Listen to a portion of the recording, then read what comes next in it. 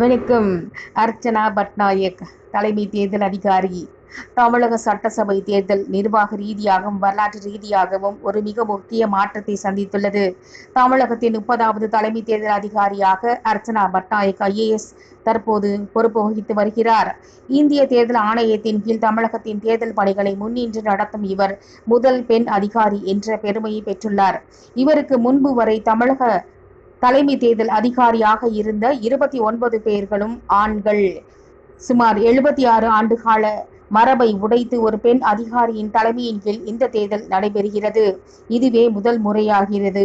வழக்கமான தேர்தலை விட இந்த தேர்தல் பணிகள் மிகுந்த கவனத்தை பெற்றுள்ளன. குறிப்பாக தேர்தல் அறிவிப்புக்கு முன்னதாக மேற்கொள்ளப்பட்ட வாக்காளர் பட்டியல் சிறப்பு திருத்த பணிகளை எவ்வித சச்சரவும் இடமின்றி தெளிவாகவும் நேர்த்தியாகவும் செய்து முடித்துள்ளார் அர்ச்சனா பட்நாயக். இவரையும் வாழ்த்தலாம். நன்றி.